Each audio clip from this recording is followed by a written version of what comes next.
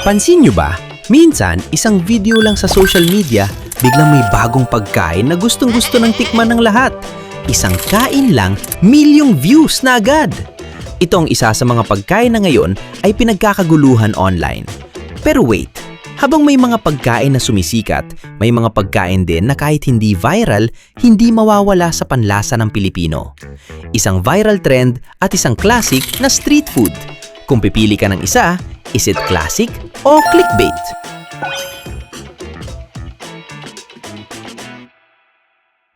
Hello everyone! Welcome sa ating segment for today. I'm Nika and kasama kong ating food critic na si June. Today, pag-uusapan natin ang dalawang pagkain na laging lumalabas sa mga feed natin lately.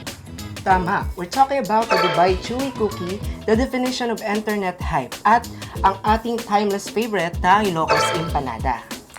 Grabe yung Dubai Chewy Cookie, no? It started with a fixed dessert, like yung crunch ng kanapi inside. Literal na nagiging ASMR trend sa TikTok. Million of views and now everyone is trying to recreate it. It's the ultimate clickbait food. It's looked like expensive, it sounds loud, and it's very Instagrammable. Pero on the other side, we have the Ilocos Empanada. This is a tradition mula sa vegan hanggang lawag. Hindi na kailangan pala ng trending audio para mabenta. Yung amoy pa lang ng vinegar, sapat na. Uy, totoo ka dyan. Pero the question is, the hype worth it ba or hanggang aesthetic lang ba tayo? So, let's see kung ano nga ba masasabi ng fellow students natin sa campus. Ano? Tara!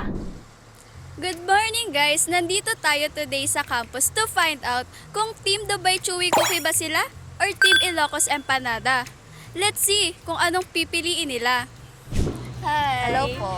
Quick question lang. If I give you Dubai Chewy Cookie or Empanada, alin ang pipiliin mo? Definitely yung Dubai Chewy po. Kasi nakikita ko siya online. Especially sa TikTok. Kasi yun, kada doom scroll ko, ganyan. Tapos, nakikita ko siya. Tapos na-curious ako sa lasa niya and yung texture niya inside. Meron kami Dubai Chewy Cookie and Empanada dito. So, try mo. So, ayan, ipapataste test na natin sa kanya. Go girl!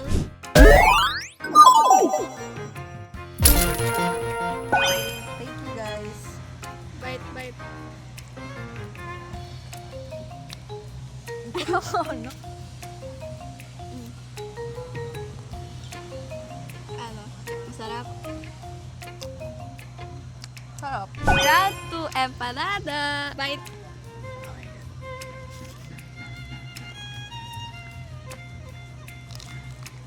Sana di maano ang grease. Ang haki. Sige lang. Hey. Sarap. So, anong masasabi mo sa Dubai Chewy Cookie? Fairness, sobrang sarap niya.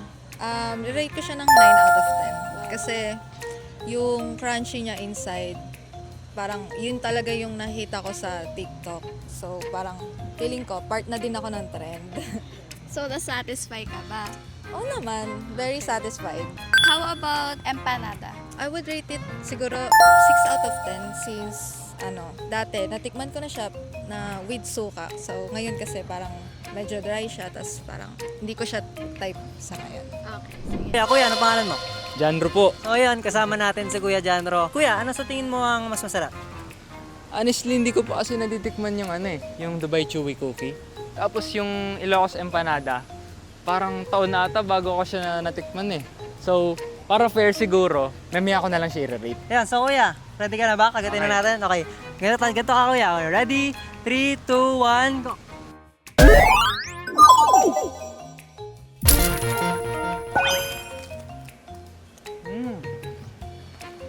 Sarap! Ano Kuya, sarap? Sarap! Lasang Ilocos. Yun, so guys, sabi niya, lasang Ilocos daw.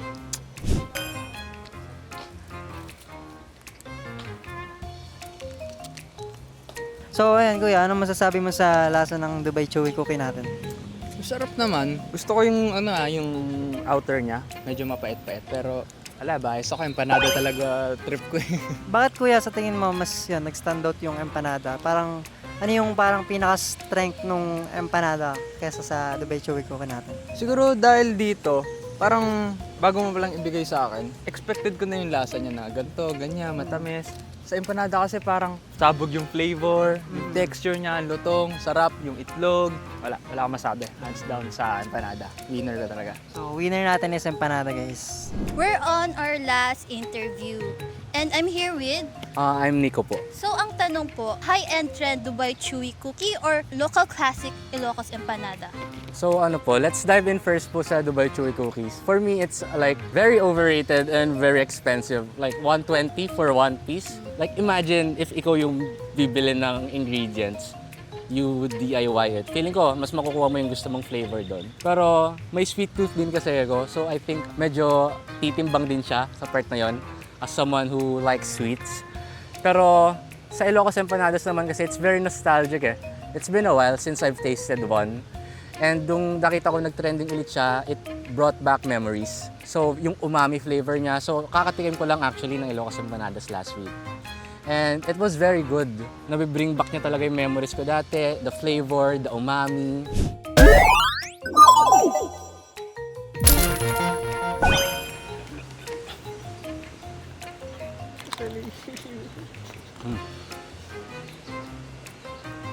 Sarap. Gutom ako eh.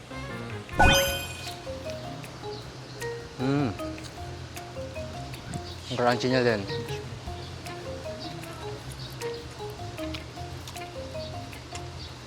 Tapos lasang-lasa mo yung chocolate niya. So, I think I would rate the Dubai Chewy Cookies a 7 and for the Ilocos Empanadas, an 8. So yeah, that's what I think about those two. So, ayun nga, grabe, hati-hati yung mga opinions ng mga students. May Team Trends at Team Classic. So, ang tanong, bakit nga ba tayo naaakit sa mga viral na pagkain? To find out, let's go back to our studio and hear what our hosts have to say. Grabe, iba-iba rin talaga yung opinion nila, no? But on the deeper side, hindi lang ito basta-basta pagkain. There's a psychological and academic side on why we crave these things. Exactly. Let's break down all the insights we have gained for today. Bakit nga ba tayo nahumaling sa Dubai Cookie versus the Ilocos Empanada? Academically, the Dubai Cookie is a prime example of visual hunger. In the digital age kasi, we eat with our eyes first through social media. Like, it triggers yung pagka-FOMO natin na kapag nakikita natin na kinakain niya ng favorite influencers mo, your brain treats as a social currency na if you eat it, you're in. Oh, tama. In economics then, that's scarcity marketing. High price, low availability, it creates an aura of prestige. But look at the Ilocos Empanada. It represents cultural authenticity. Unlike the clickbait nature of trending food, the empanada relies on heritage branding. It's not just about the taste, it's about the identity of the North. So, to answer the question, is the trend killing the tradition? Technically, it's about the product life cycle. Trends like the Dubai Cookie often follow a fad curve, which means mabilis tumaas, mabilis din mawawala once may bagong trend. But the Ilocos Empanada is a staple. It has survived generation because it provides functional value, like mabubusog ka talaga, and emotional value, the nostalgia effect. Yeah. At the end of the day, the lesson here is balance. We embrace the global trend to be connected to the world, pero we protect our local heritage to keep our roots alive. Yes, whether it's a $30 cookie or the 30 pesos empanada, food is a reflection of our changing culture. It's okay to chase the hype as long as we don't forget the classics that built us. I hope may natutunan kayong bago today, beyond the crunch and the flavor. Always remember, trends are for the moment, but tradition is for a lifetime. Don't forget to follow us on Instagram, TikTok, and Facebook for more updates. Exactly, and we'd love to hear from you. Share your thoughts or questions on our social media pages. I'm Nika. And I'm June. Samahan niyo kami tuwing classic versus clickbait.